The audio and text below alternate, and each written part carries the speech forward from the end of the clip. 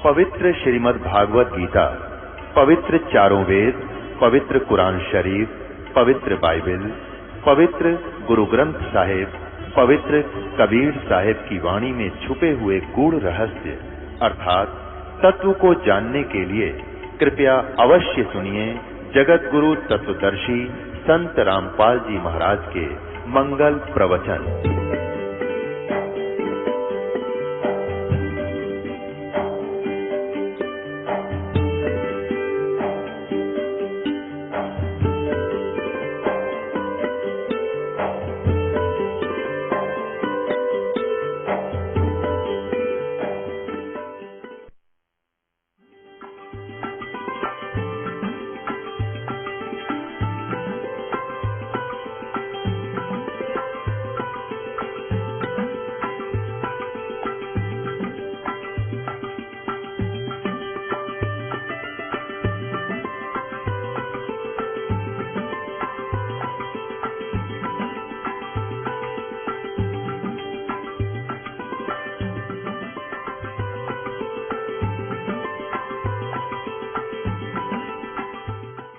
और जो turn wise जिनको शरीर प्राप्त है, टर्न वाइज मीन 84 लाख योनियों में से, शरीरों में से धक्के खा के कस, कुत्ते, गधे, सुअर, कीड़े मकोड़े, जंगली जानवर, पानी के या जड़ वृक्ष, ये सभी योनियां भोगकर जो पुनः मनुष्य जीवन प्राप्त है, उनमें क्या अंतर है कि जो मनुष्य शरीर प्राणी जो मनुष्य शरीर से तुरंत आए हैं उनको तो वो तो शीघ्र स्वीकार कर लेते हैं भगवान की चर्चा को, और जो टर्न वाइज जिनको नंबर टर्न वाइज जो है 84 लाख योनियां भोग कर शरीर प्राप्त है, वो भक्ति के निकट नहीं आते।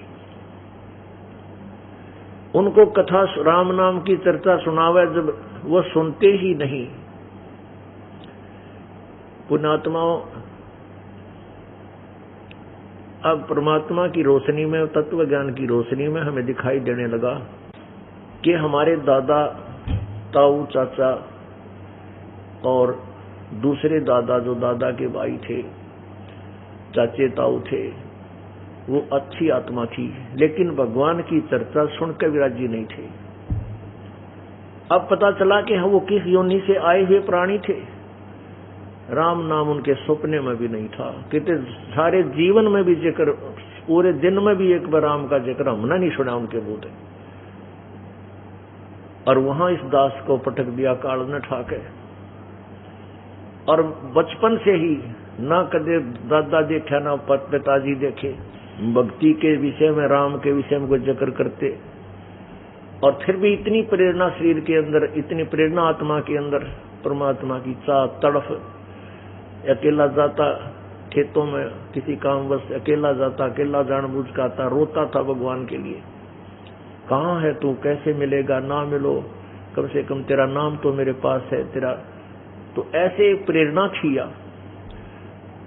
तो पुण्यात्माओं, आपका सौभाग्य है कि आपको परमात्मा की तड़फ है, परमेश्वर ने कभी पहले भी संभाला था, और आज फिर आपको किसी ना किसी श्याम दाम दंड भेद कोई सी रीति से भी आपके ऊपर अप्लीकेबल करके भगवान अपने चरणों में ले रहा है। किसी को लालच में, किसी को कोई दंडित है, किसी के ऊपर इतना दुख आ रहा है, वो कहीं भी ठीक नहीं हो रहा, आते ठीक करेगा। तो श्याम दाम दंड भेद, ये ज्ञान की भिन्नता आपको बता करके चरणों में ले रहे हैं। कोई न कोई तरीका अपना करके अपने चरणों में लेकर के आपको अब पार करेगा भगवान। ये समय आ गया पार होने का। पुण्यात्माओं, काल ने इतना जबरदस्त जकड़ रखा है हमारे को। अब 5-4 वर्ष आप इस भक्ति में लगोगे, 10 वर्ष हो गए तो कहना है कि आपको इतना सुख देगा, आपके बच्चे भी सेट हो जाएंगे बढ़िया, और बच्चे क्योंकि भक्ति से परिपूर्ण हो जाएंगे, वो आपको प्यार भी गणा देंगे। फिर पोता पोती होंगे आपका, वो और ही अच्छे शुभ कर्मी आएंगे, क्योंकि परमात्मा का नियम है कि वो अच्छे पुण्यकर्मी प्राणियों को वहां भेजेगा जिनकी भक्ति अधूरी रह रही है पूर्व जन्म की, कि जहां पर भक्ति अपनी फुल स्वयं पर हो चुकी होगी। अब ये जो बच्चे आ रहे हैं आपके घरों में, इनके पुण्य कर्मों की कोई गिनती नहीं है, इतने अच्छे कर्म का। और इन बच्चों के आगे चल के इतना अच्छा व्यवसाय होगा, सबसे देश सबसे न्यारे होंगे, आपके बच्चे, आपके परिवार सबसे ज्यादा धनी होंगे, और भक्ति के धनी तो ये होंगे ही होंगे। तो ज्ञान के अभाव से आप फिर मार खा जाओगे। पहले से कितना कष्ट आ गया है और लास्ट में सुख हो गया तो आदमी सारे दुख न भूल जाता है। ये काल का एक भयंकर जाल है। इसलिए सत्संग और इस ज्ञान का सहयोग रखना होगा, आपने इसको साथ रखना होगा, अंतिम सांस तक सत्संग सुनना होगा। तो आपको परिवार अच्छा लगने लग जाएगा और फिर न सोचेगा सत के दया सतलोक में आड़े सतलोक हो जाए। ऐले इतनी मन में आई अर्जा होगी मृत्यु, रह गया यहीं पर। फिर ना जाने कित पटकेगा काल ठाकर नाइजीरिया में अग्रणी पीता जड़, जहां पर राम नाम का जिक्र भी कौन हो, और वहां आपकी पुण्यात्मा, आपकी पुण्य कमाई से मन वहां का राष्ट्रपति बन जाओ। फिर किसी भक्ति और देख काल का कितना भयंकर जाल।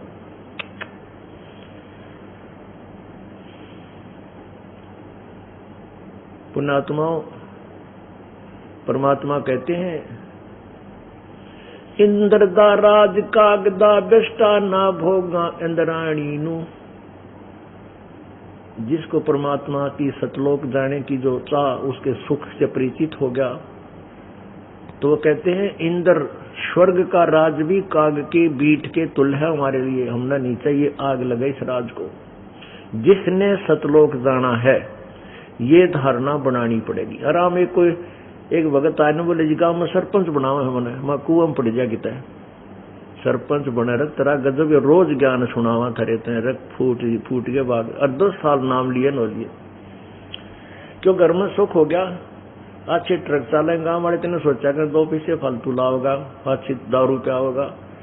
मैं बोला कुआं पड़ जाए इसका अच्छा था ना जी, मत आज्ञा लेना आया मैं नहीं खड़ाऊंगा। फिर मैं इतना पूछ भी कैसे दिया मेरे तेरा गजब हुई। तो पुण्यात्माओं, इस काल का भयंकर जाल है, इससे बचना पड़ेगा। आपने इस ज्ञान को आधार बनाना पड़ेगा। एक कागभूषण नाम का देव है, उसने अपनी आत्म कथा सुनाई है गरुड़ जी को। गरुड़ जी ने कागभूषण से पूछा कि हे देव, आप इतनी अच्छी भक्ति कर रहे हो, आपके दर्शन से मुझे इतनी प्रसन्नता हो रही है, बड़ी खुशी हो रही है, ये उपलब्धि आपको कैसे हुई, क्या मैं जान सकता हूं? कागभूषण जी ने कहा कि गुरुदेव मेरी लंबी कहानी है। गरुड़ जी ने कहा आप कृपा बताइए मुझे। कागभूषण जी ने क्या बताया कि मैं एक बार मनुष्य जीवन में था और उससे पहले मेरे असंख्यों मनुष्य जीवन बर्बाद कर चुका था। कभी राम का नाम, भगवान की चर्चा मैंने सुनी ना की। एक बार मैं मनुष्य जीवन में था, मेरा मनुष्य शरीर था, 20 वर्ष की मेरी आयु थी, मेरे पिताजी का भरा पूरा परिवार था, हम 2 भाई 2 बहन थे। एक अकाल गिर गया, यानी सूखा पड़ गया, दुर्भिक्ष गिरा। उस अकाल में ऐसा बुरा हाल हो गया कि कोई भी आहार प्राप्त नहीं होता था। आदमी को आदमी खाने लग गया, पत्ते भी खा लिए तोड़ तोड़ के, सूखी बाड़ भी तोड़ के कूट के खा ली, और फिर भी प्राणी मरने लगे। मेरे माता पिता की मृत्यु मेरे सामने होगी। आहार ना मिलने से भूखा मर के, और धीरे धीरे मेरे छोटे भाई बहन भी मृत्यु को प्राप्त हो गए। अब मैं अकेला रह गया। मैं भी डर के मारे उस क्षेत्र को त्याग करके अवंतिका नगरी में चला गया। वहां पर दुर्भिक्ष नहीं था, पेट भर कर खाना खाया, लेकिन मन के अंदर वह चोट जो परिवार नष्ट होने की लगी थी वो भुला नहीं पाया। मन में रह कर ये विचार उत्पन्न हो रहे थे कि कल तक मेरे भाई बहन मेरे साथ रहा करते, मेरे माता पिता कितने प्रसन्न थे, मेरे बेटे हैं, मेरी बेटी है, और ये क्या हो गया एक पल में। इस दुख से मैं पीड़ित बहुत था। अब एक समय एक ब्राह्मण शिव मंदिर में कथा कर रहा था। मैं वहां जाकर बैठ गया, इसलिए कि वहां मुझे खाना मिल जाएगा। जब मैं वहां बैठा जाकर के वो कथा कर रहे थे, मुझे उसकी कोई बात अच्छी नहीं लग रही थी जो वो सुना रहा था। कुछ तो मेरे पर चोट ऐसी लगी हुई थी, कुछ मैं पाप कर्म प्राणी था क्योंकि कभी भक्ति मैंने जीवन में की नहीं थी। अब क्या हुआ कि सत्संग समाप्त होने के बाद सभी अपने अपने घर चले गए, मैं बैठा वहीं रह गया। वो ब्राह्मण बड़ा दयालु था, अच्छी आत्मा का था, निस्वार्थ वो सत्संग करता था, भगवान शिव का पुजारी था। उसने पूछा, बेटा क्या बात है, कहाँ के रहने वाले हो? फिर मैंने अपनी दुख भरी कहानी उस ब्राह्मण को बता दी। वो बहुत दयालु था, उसने मुझे पुत्रवत प्यार किया और कहा, बेटा कोई बात नहीं, जिसका कोई नहीं होता उसका प्रभु होता है, आप मेरे पास रहो, इस मंदिर में रहो बेटा, आपको हर व्यवस्था यहाँ पर हो जाएगी, सब चीज मिलेगी। मैं उस ब्राह्मण के साथ उस मंदिर में रहने लग गया और प्रतिदिन कथा करा करता वो ब्राह्मण अपने घर से आकर के, और वहां मंदिर का एक कक्ष मुझे दे दिया गया, मैं वहां रहने लग गया। प्रतिदिन वहां कथा करता था और मैं उस कथा को, उनकी कहानी और भगवान के विषय में चर्चा जो विचार देता था, मैं डेली सुना करता। और सत्संग के बाद वो ब्राह्मण प्रतिदिन कहता, बेटा उपदेश ले ले, भक्ति कर दिया कर। मैं कहता, नहीं मेरी इच्छा नहीं बनती, मैं बहुत दुखी हूँ, मुझे माँ बाप याद आते हैं, भाई बहन याद आते हैं। तो ब्राह्मण भी टल जाता था, कोई बात नहीं, दुखी आत्मा है, फिर ले लेगा। कहने का भाव ये है कि काकभूषण ने कहा कि ऐसे 6 महीने तक वो पुण्यात्मा मुझे प्रार्थना करता रहा, सत्संग में प्रेरणा देता रहा। 6 महीने में जाकर मेरे पाप कुछ नरम हुए, मुझे भगवान की चाह बनी, तब उपदेश लिया, दीक्षा ली। अब मैं उस पंडित की बहुत सेवा करता था गुरु रूप में। कुछ दिनों के बाद जो कथा वो ब्राह्मण सुनाया करता था वो मेरे याद होगी। ब्राह्मण कुछ वृद्ध हो गया था, उसकी आवाज में इतनी कसक नहीं रही थी, मैं जवान था और मैंने वो कथा सुनानी शुरू कर दी। अब श्रोता लोग मेरे वाणी से, मेरे सुरीले आवाज से इतने प्रभावित हो गए कि मुझे ही सर्वस्व मानने लगे। एक दिन मैं मंदिर में बैठा था, मेरे पास वो श्रोतागण 20-30 वैसे सुबह आकर बैठ गए थे और मेरी प्रशंसा कर रहे थे, क्या बात, आप तो गुरुदेव से भी अच्छा सत्संग करते हो, आप तो क्या बात है, कहाँ छुपे थे। कहने लगे, उनकी ये बात सुनकर मैं फूल कर डोडा हो गया, मेरे अंदर वो गर्व बढ़ गया। उसी समय गुरुदेव मंदिर में आ गए और मैंने उनका खड़ा होकर सत्कार नहीं किया। यूं सोचा कि तेरी बेइज्जती हो जाए, तेरे चेला दो रहे। ये काल का जाल है कि मन में न्यू आ गया, अकीब खड़ा होगा तो ये तेरी बेइज्जती होगी, शिष्य बैठे तेरी प्रशंसक। वो ब्राह्मण आया, आके शिव मंदिर में जाकर के अपनी जो क्रिया डेली करता था, वो आरती उरती वो करने लग गया। इतने में आकाशवाणी हुई। वो ब्राह्मण ने नहीं ध्यान दिया, यो खड़ा होया कि ना होया, ना हो कुआं पड़ो भाई। अपनी अगर कोई शिष्य गुरुदेव का सत्कार करता है तो नंबर लगेंगे अच्छे, और नहीं करता है तो परमात्मा के हृदय से रिजेक्ट हो जाएगा। परमात्मा कहते हैं, मम संत मुझे जान मेरा ही स्वरूपम।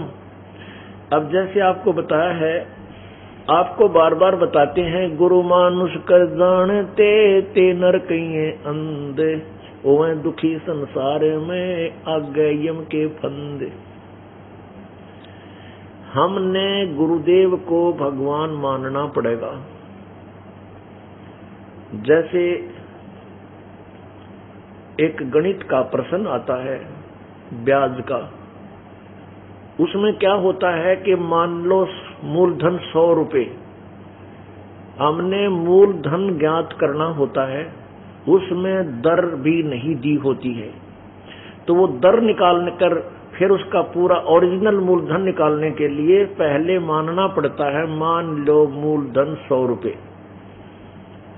जबकि वो वास्तविक मूलधन तो करोड़ों और लाखों का होता है, और वो 100 रुपये मूलधन माने बिना हमारा वो ओरिजिनल मूलधन हमें प्राप्त नहीं हो सकता। अर्थात वो इक्वेशन, वो प्रश्न, वो प्रॉब्लम सोल्व नहीं हो सकती, वो क्वेश्चन हल नहीं हो सकता।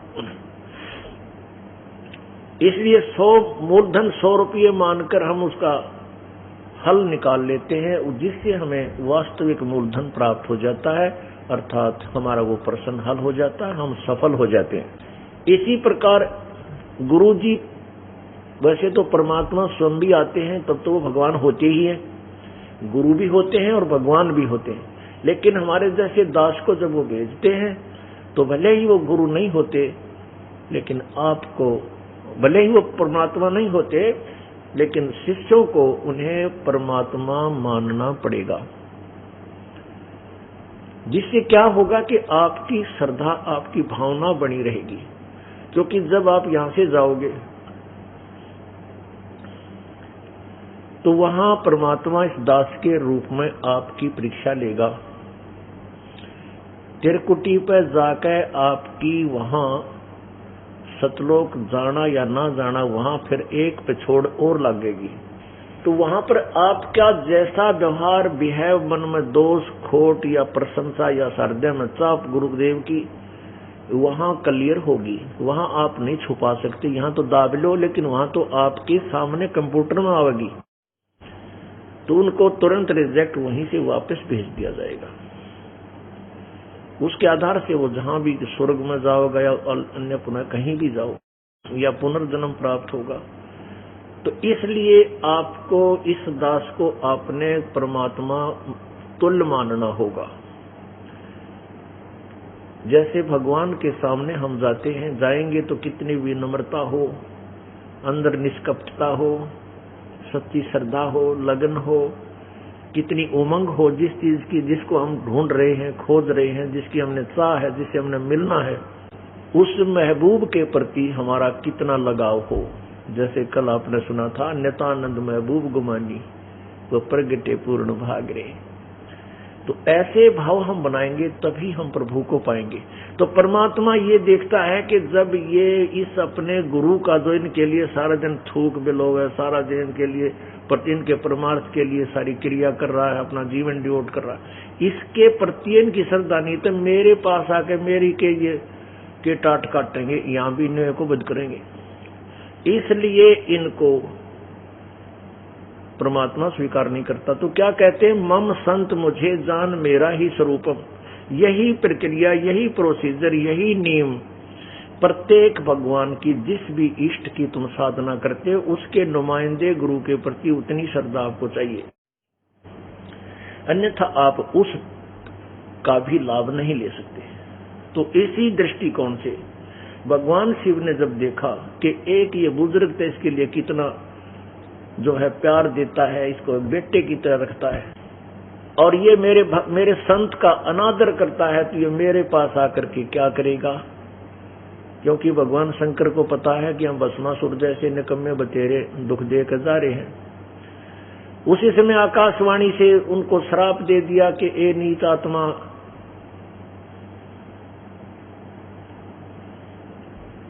तेरे को 1 लाख वर्ष तक नरक में डालूंगा। ये आकाशवाणी उस संत ने, ब्राह्मण ने भी सुन ली। ब्राह्मण ने आकर कहा कि बेटा क्या गलती बन गई कागभूषण से, क्या गलती कर दी, भगवान क्यों कुपित हो गए तेरे से, अक्षमा याचना कर, माफी मांग। ब्राह्मण भी खड़ा हो गया, और बेटा तू भी आ जा। दोनों हाथ जोड़ रहे हैं, माफ कर दो। गुरुदेव कह रहे हैं प्रभु अक्षमा कर दो, बालक है, आपका बेटा है, भोला था, कोई गलती होगी। काफी समय तक जब ब्राह्मण याचना करते रहे, प्रार्थना करते रहे, तब फिर आकाशवाणी हुई कि मेरा वचन ना खाली जाई, यम के लोग चलो रे भाई। फिर ब्राह्मण ने बार बार प्रार्थना की, प्रभु आपका बच्चा है, कुछ कंसेशन दे दो। तब आकाशवाणी हुई कि नरक में तो तुझे जाना ही पड़ेगा बेटा, तेरे गुरुदेव की प्रार्थना से इतना जरूर कर दूंगा कि तुझे यम के दूत दुखी नहीं करेंगे। तो काकभूषण कहता है ऐसा ही हुआ। अब 1 लाख वर्ष तक वो नरक में तो रहा, लेकिन वहां यम के दूतों ने शिवशंकर के आदेश से उनको कष्ट नहीं दिया। अब जैसे किसी का मंत्री हो, मित्र, और जेल हो जाए किसी की, तो उसके लिए वो जेल तो रहना ही पड़ेगा, पर जेल में उसको कष्ट कतई नहीं हो सकता, लेकिन रहना पड़ेगा जेल में। तो ऐसे ही ये स्थिति नरक की समझो। अब क्या कहता है कि कुछ समय आने पर मेरा वो शरीर मनुष्य का छूट गया। काकभूषण बता रहे हैं गुरुदेव को 1 लाख वर्ष तक मैं उस नरक में रहा, भगवान शिव की कृपा से यमदूतों ने मुझे सताया नहीं। उसके बाद क्या हुआ कि 1 लाख वर्ष तक का नरक भोग करके मैं फिर ऐसे ही पहले कई योनियां भोगी उस दूसरे जीवन की, फिर मनुष्य शरीर मुझे फिर प्राप्त हुआ। तो उसमें जो दूसरी बार मुझे मनुष्य जीवन प्राप्त हुआ तो मुझे एक संत मिले, पुण्यात्माओं, ये कबीर परमेश्वर अपनी प्यारी आत्माओं को काल के जाल से निकालता है। जैसे काकभूषण को वो परमेश्वर एक संत रूप में आकर मिले, समझाने की चेष्टा की, लेकिन काकभूषण की वृत्ति ब्रह्मा विष्णु महेश से ऊपर नहीं उठी, उन्हीं को भगवान मानता रहा, लेकिन वो परमात्मा उसको तत्व ज्ञान जरूर सुनाएंगे, ऐसे ही संत रूप में प्रकट होकर के। अब काकभूषण की बुद्धि कुछ ऊपर को उठी, उस ज्ञान को सुनकर वो विद्वान पाक गया। उसके आधार से उसने परमात्मा की तो बात मानी नहीं, वो आए थे कि इसने नाम दूम दे दूं और ये अपना कल्याण करवा दे, यानी आगे की भक्ति बता दूं। तो काकभूषण को परमात्मा तत्वज्ञान सुनाया और उसको प्रथम मंत्र दिया। फिर आगे की कहानी सुनाने लगे कि भूषण परमात्मा पूर्ण ब्रह्म कोई और है, उसकी साधना करनी चाहिए, ऐसे वैसे। तो काकभूषण की वृत्ति ब्रह्मा विष्णु महेश से ऊपर नहीं उठी। गीता जी अध्याय नंबर 7 के श्लोक नंबर 12 से 15 में यही स्पष्ट किया है कि जिनका ज्ञान स्त्रिगुणमयी माया, रजगुण ब्रह्मा, सदगुण विष्णु, तमगुण शिव जी से प्राप्त होने वाले ज्ञान तक सीमित है, इसी पर हरा जा चुका है। वो राक्षस स्वभाव को धारण किए हुए मनुष्यों में नीच दुष्कर्म करने वाले मूर्ख ब्रह्म साधना भी ना करते, मेरी भक्ति भी नहीं करते।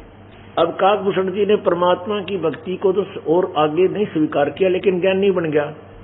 उस ज्ञान के आधार से एक लोमश ऋषि के साथ वाद विवाद कर बैठा, सिंह फंसा लिए। अब लोमश ऋषि कह रहा था सरगुण परमात्मा जैसे ब्रह्मा विष्णु महेश को ही ये मानते हैं, लेकिन वो सरगुण के ऊपर कथा सुना रहा था। तो काकभूषण कहता है कि मुझे सरगुण नहीं, मैं तो निर्गुण परमात्मा की भक्ति करना चाहता हूं, क्योंकि साथ साथ में और भी बतेरे बहुत ज्यादा सिर फिरे संत ये बताने वाले मिलते हैं भगवान निराकार है, ऐसा है वैसा है, तो वो निराकार के ऊपर सीमित हो गया। तो काकभूषण से लोमश ऋषि कहने लगे, भाई जैसे वृक्ष बीज के माही, जैसे आम के बीज में गुठली में आम का पेड़ होता है, अब वो निर्गुण रूप में इस आम की गुठली में है और इसको हम बीजेंगे, इस गुठली को हम जमीन में बोवांगे, बीजेंगे, सिंचाई करेंगे तो इसमें से अंकुर फूटेगा, पौधा बनेगा, फिर आम का पेड़ बन जाएगा। आम का जब पेड़ बन जाएगा तो इसको बहुत से फल लगेंगे, पक्षी भी इसकी छाया में, यात्री भी छाया में बैठेंगे और बहुत लाभ देगा। और ये गुठली वाला आम जो इस गुठली के अंदर है, ये आम ये निर्गुण रूप में यू के काम आओगा तेरे। इस तरह बहुत सी डिटेल बताई। तो काकभूषण कहता है कि मेरी एक पल्ले नहीं पड़ी और मैं और अधिक उसके निकट जा करके कहने लगा, तू कुछ नहीं जानता, क्यों बहका रहा है। तो इस बात से लोमश ऋषि नाराज हो गया। लोमश ऋषि ने मुझे श्राप दे दिया, अरे तू तो चंडाल के घर जन्म ले, तू चंडाल है। जब उस मेरी आंख खुली कि मैंने तो गलत कर दिया, तोब छेड़ दी। ये ऋषि जो थे ये सिद्धियां प्राप्त कर लेते थे और कोई भी इनकी बात को काट दे तुरंत श्राप दे देते थे। ये सर्प जैसे बन जाते हैं, बिरड जैसे। और संत में ये नहीं होता, संत श्राप नहीं देता और ये सिद्धियां युक्त होते थे ऋषि। इन्होंने एक दूसरे को श्राप देकर या मंत्रों से कोई जंतर मंत्र करके हानि कर करके अपना नाश कर दिया भक्ति का। तो लोमश ऋषि ने श्राप दे दिया। तो कहते हैं, फिर भूषण कहता है कि मेरे बात समझ में आ गई, और बोलूंगा तो एक और दे देगा। तो मैं चुप हो गया और मायूसा मुंह करके उसके पास बैठा रहा। फिर चरणों में शीश रख के कहा, प्रभु ठीक है, आपने जो श्राप दे दिया शिरोधार्य ये है, एक दया कर दो मालिक कि मुझे भगवान की भूल ना पड़े।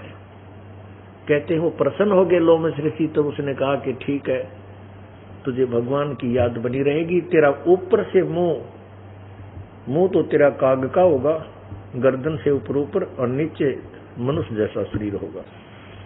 अब कबीर परमेश्वर ने इनके जन्म पत्री तक लिख रहा बता रखी है, ब्रह्मा विष्णु महेश ऋषि पिछियों की सारे की, अपने उस तत्व ज्ञान में, अपनी अमृत वाणी में। जैसे गीता जी अध्याय नंबर 4 के श्लोक नंबर 32 में आपने पढ़ा कि उस पूर्ण सचिदानंद घन ब्रह्म यानी पूर्ण परमात्मा की वाणी में नाना प्रकार के विस्तार से वो भक्ति मार्ग के अनुष्ठान लिखे हुए हैं। उस तत्व ज्ञान को तू तत्वदर्शी संतों के पास जाकर सुन।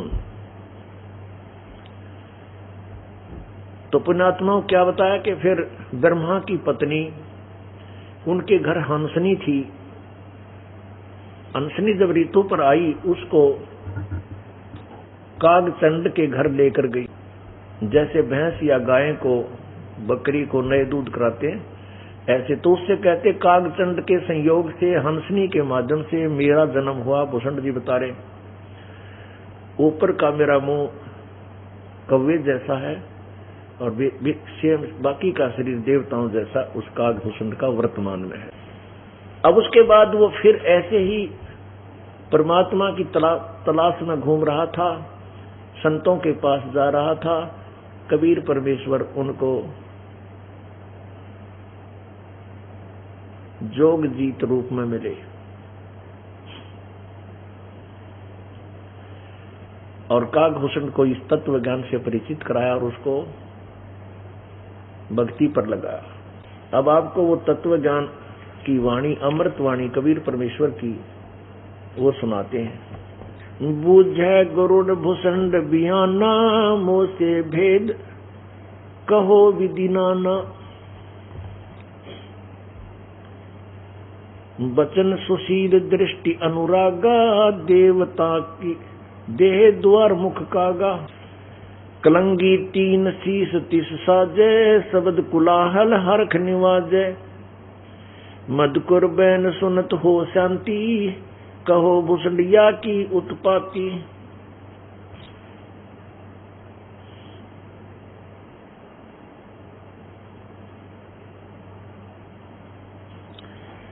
श्रवण सुमरत वचन उमेदा, धाम रसायन सब तन बेदा। कौन पिता को जननी जाम्या, कौन कुली कौन वंश बखाना।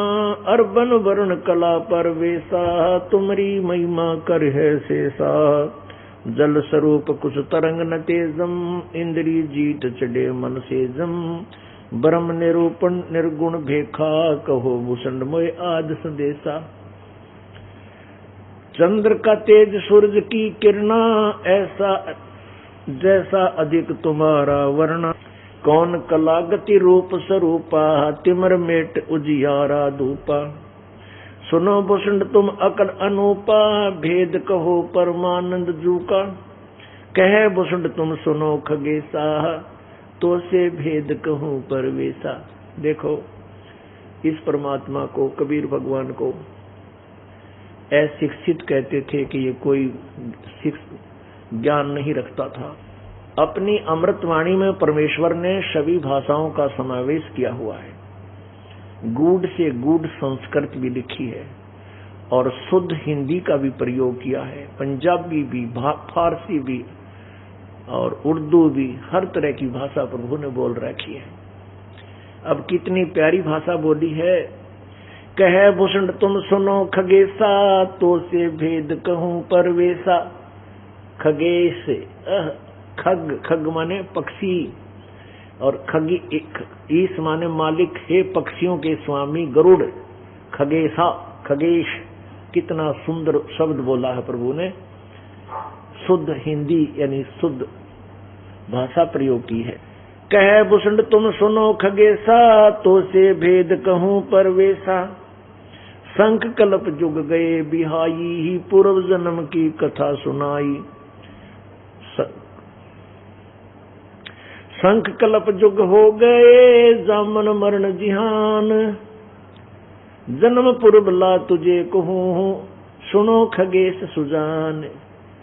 कहते हैं, ये गुरु जी कह रहे हैं ना, काकभूषण जी कह रहे हैं, हे खगेश सुजान, हे सजन पुरुष, हे सजन, मैं तुझे अपने पिछले जन्मों की कथा सुनाता हूँ। सुनो गुरुड़ मेरा आज संदेशा, भिन्न भिन्न भेद कहूँ खगेसा। शंख जन्म पूरब पै माला, गए जो मिथ्या नहीं संभाला। होय होय, शंख जन्म पूरब पै माला, गए जो मिथ्या नहीं संभाला। शंखों जन्म मैंने मनुष्य जीवन के बर्बाद कर दिए थे, वो मैं संभाल नहीं सका, यानी मनुष्य जीवन में भक्ति नहीं कर सका। अवधपुरी एक नगर निधाना, जहाँ अवतार धरे मोर प्राण। अवध नगरी में मेरा जन्म हुआ, मेरे जीव ने वहां जन्म लिया। 20 वर्ष की उम्र पुनीता, मात पिता भय काल सनीपा। भूषण जी कह रहे हैं कि मेरी 20 वर्ष की उम्र हुई तब मेरे माता पिता अर्थात मेरा सारा परिवार मृत्यु को प्राप्त हो गया। पड़ा काल दुर्भिक्षताही, पृथ्वी डोल गई रे बाई। एक जबरदस्त भयंकर दुर्भिक्ष गिरा और पूरी पृथ्वी काट गई। पड़ा काल दुर्भिक्ष अपारा, मनुष्य का करे आहारा। अन्न का नहीं आहार प्राणी, पड़ा काल दुर्भिक्ष अमानी। अवधपुरी हम तजी खगेसा, तब ताही समय गए मालू देसा। पूरी अवंती लीना बासा, जावा नहीं अन्न की त्रासा। अन्न तो वहां पेट भर खाया, कहे भूषण सुनो खगराया। ओए खगराया, खगराए, हे खग, हे पक्षियों के स्वामी। कहते हैं कि अवंतिका नगरी में मैं चला गया, उस मालू अवधपुरी ने छोड़ के। वहां पेट भर अन्न खाया, वहां अन्न की कोई कमी नहीं थी। अन्न तो वहां पेट भर खाया, कहे भूषण सुनो खगराया। पंडित एक अवंती माही, कथा करण शिव द्वारे जाही। 6 मास हम संगति कीनी, बहुरतास की दीक्षा लीनी। 6 महीने तक उसका संग किया, सत्संग सुना, जब जाकर मैंने उसकी दीक्षा ली। टहल करत जिस पंडित केरी, गुरु चेले का भाव घनेरी। स्वामी करण गए स्नाना, पूजा अर्पण धूप ध्याना। शिव पूजा पंडित अर्थावे, बेल पत्र कर धर लिंग बनावे। शिव पूजा पंडित करे, जहाँ हम लिया निवास। गुरु शिक्षा मन में करी, मेटी खगेश पियास। तन मन अर्पे फेरे माला, जाके ऊपर ईश दयाला। कहते हैं उस ब्राह्मण के भक्ति से भगवान शिव बहुत प्रसन्न थे उसके ऊपर। पूजा करण दिवालय आए, जहाँ हम बैठे दर्शन पाए। जब वो ब्राह्मण पूजा करने के लिए मंदिर में आया तो मैंने बैठे बैठे दर्शन कर लिए और खड़ा होकर सत्कार नहीं किया। पूजा करण दिवालय आए, जहाँ हम बैठे दर्शन पाए। जहाँ शिव को मोह दिया सरापा, लाख वर्ष तुम जमपुरी राखा। कि तुझे उसी समय भगवान शिव ने मुझे श्राप दे दिया कि 1,00,000 वर्ष तक तुझे नरक में जम के लोक में डाला जाएगा। पंडित सुना बचन शिव केरा, उठ चरण लीना गुरु केरा। पंडित शिव का ध्यान लगाया, कलब करी बालक बोराया। रे बालक धर तू शिव का ध्याना, ताते बख्शे तेरे प्राणा। 4 पहर पंडित को बीते, बहुत आवाज हुई मन चीते। मेरा वचन ना खाली जाई, जम के लोग चलो रे बाई।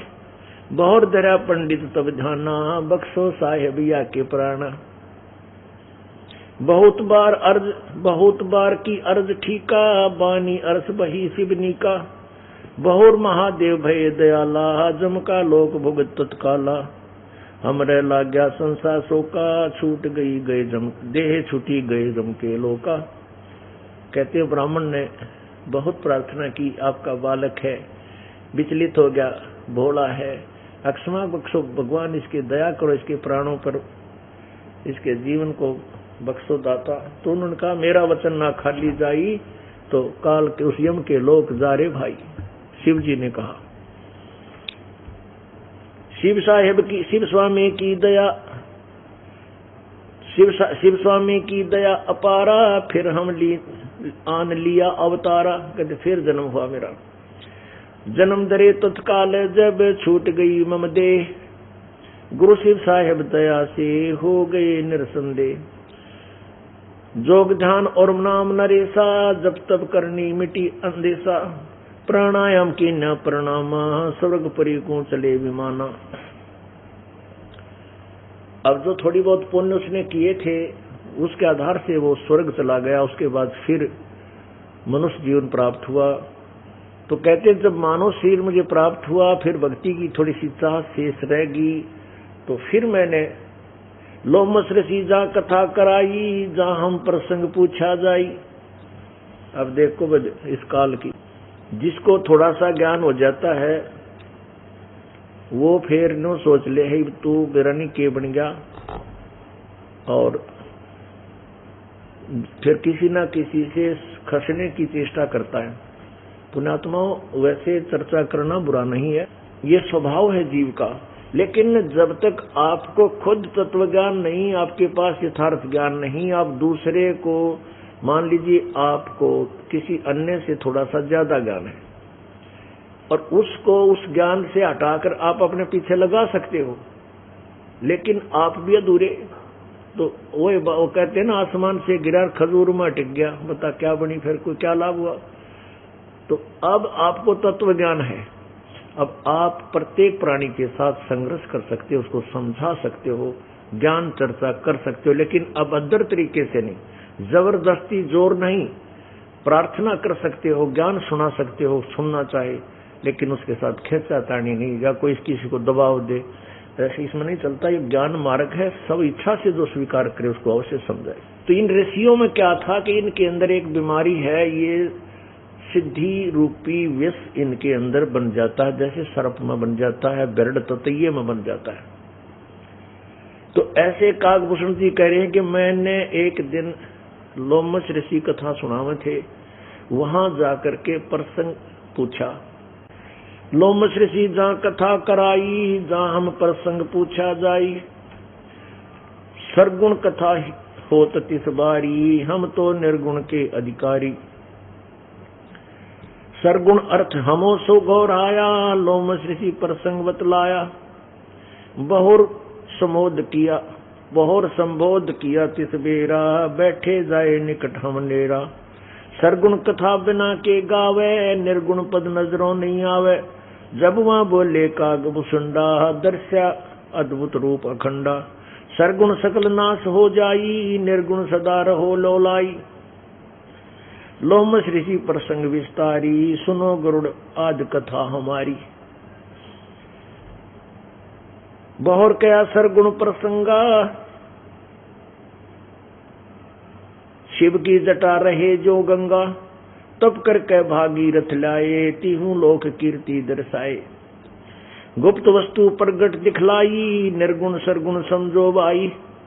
वृक्ष बीज में है सब ठौरा, जब उग गए तब दिखे मोरा। अब कहते हैं लोमश ऋषि जी ने समझाने की चेष्टा की कि जैसे ये गंगा पहले भगवान शिव की जटा कुंडली धाम में थी और तप करके भागीरथ ने तप किया, तो उसने उसके तप से, उसके प्रार्थना से ये गंगा जो वहां थी यहाँ पृथ्वी लोक पर प्रकट होगी। अब वहां वो निर्गुण थी, एक स्थान डैम में जैसे पानी सटोर हो ऐसे थी, वहां से आके फिर ये यहाँ गिरी तो इसने दरिया का रूप धारण कर लिया। तो यह गुप्त वस्तु यहाँ प्रकट कर दी, तो ये काम आई नान के दौड़ के पानी पीन के बढ़िया जल है।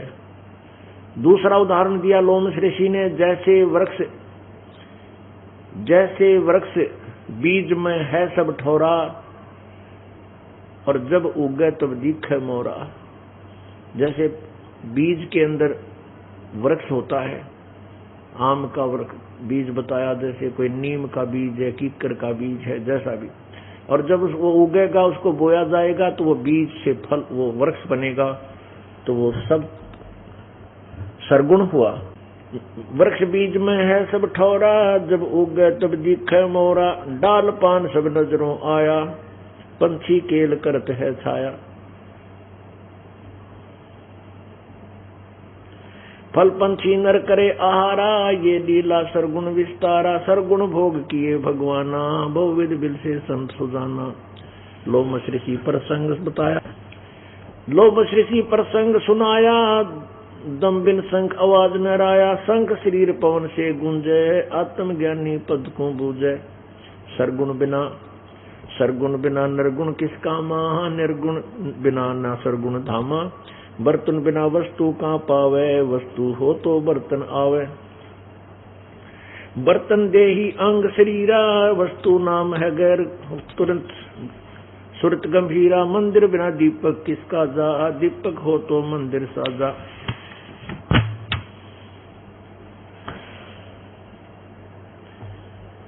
पुरुष बिन नारी किसका मां, नार बहु ना पुरुष अलामा।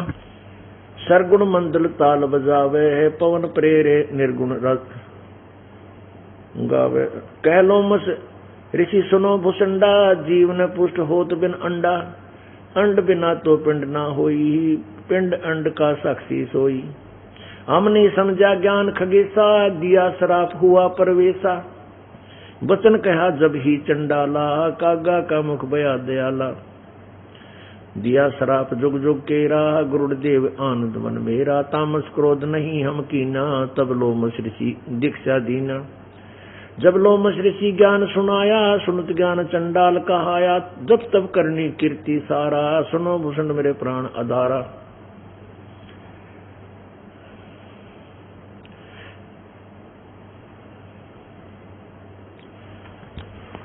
पुण्यात्माओं, ये परमात्मा ने जो ज्ञान दिया है, इसमें पवित्र चारों वेद, पवित्र श्रीमद् भगवत गीता और पवित्र 18 पुराण, इन सभी का समावेश बहुत ही सिंपल और संक्षिप्त और यथार्थ रूप से चित्रण किया है। मनुष्य जीवन 2 प्रकार से प्राप्त होता है। ये कंसेप्ट क्लियर हुआ कि जिनको परमात्मा की चाह नहीं है, कहने से भी नहीं मानते हैं, वो प्राणी पिछले जन्म में 84 लाख योनियों में से निकलकर आए हैं, उनके बस की बात नहीं। अब उनके लिए चाहिए कि उन्हें ज्यादा सत्संग सुनने को मिले। जैसे इवकाल भगवान ने के कर रखा है,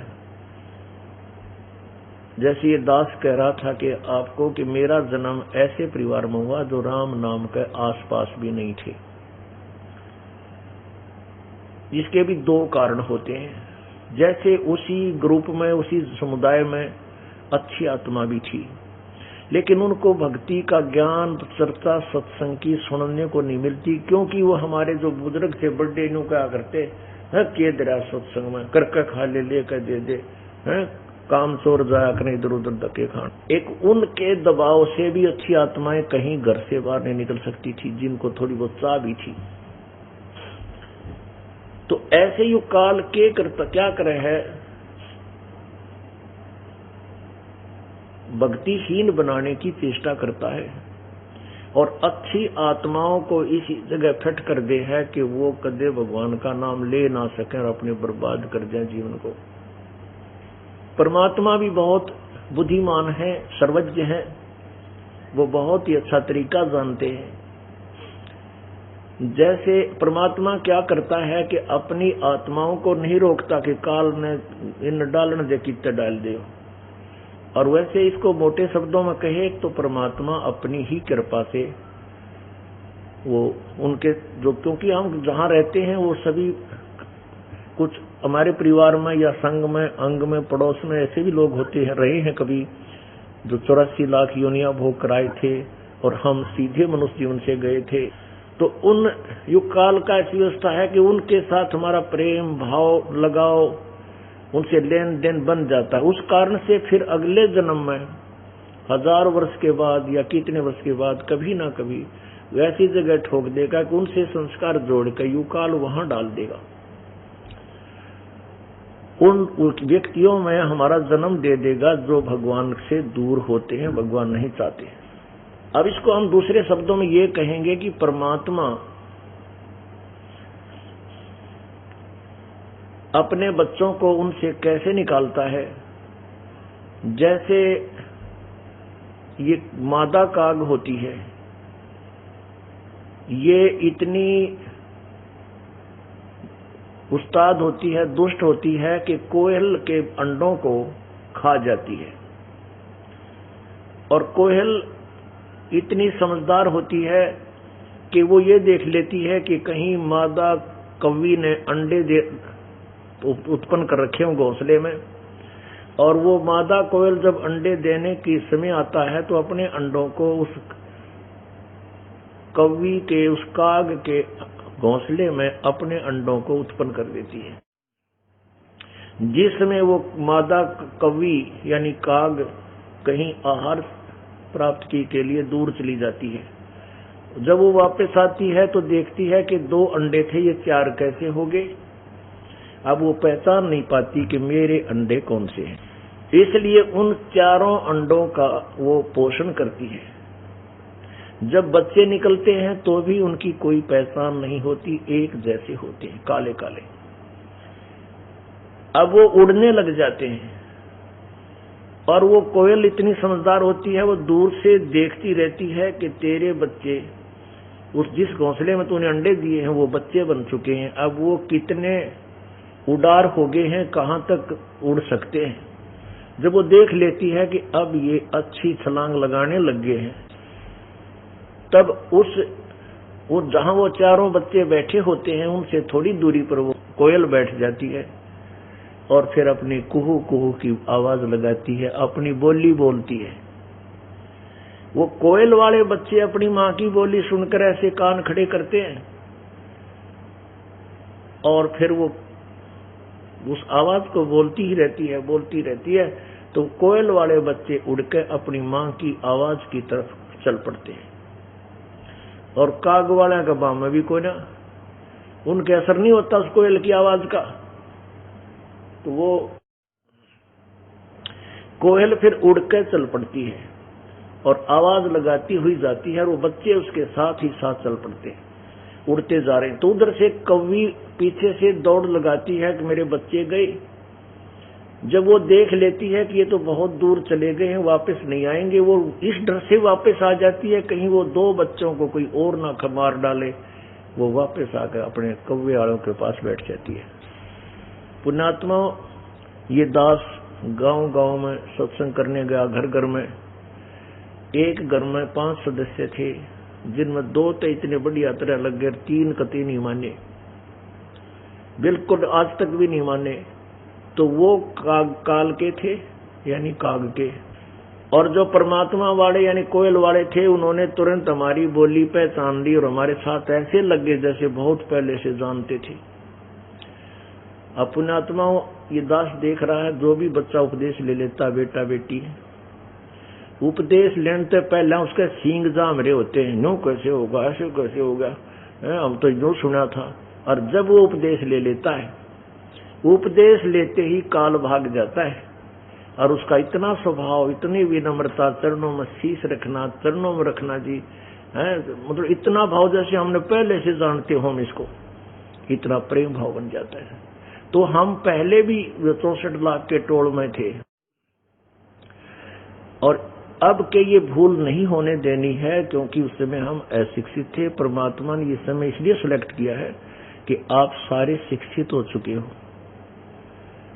और पहले जो गफलत, जो गलती हम कर चुके, परमात्मा ने वो फाउल पॉइंट भी याद दिवा दिए। पहले तुम न्यो मार खा गए थे, अब उनसे भी हम एक्सीडेंट से डरांगे कि कहीं या गड़बड़ फेर ना हो जाए।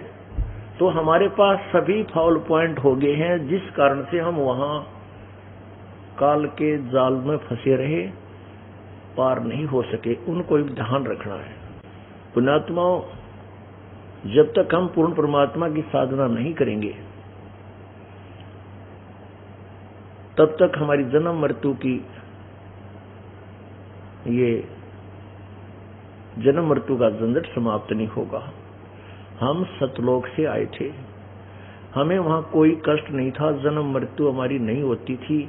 अब देखो कितना ही कोई बूढ़ा हो ले, चाहे किसी की टांग कट गई, चाहे किसी को कितनी पीड़ा हो रही है, वो भी जीवन मांगता है।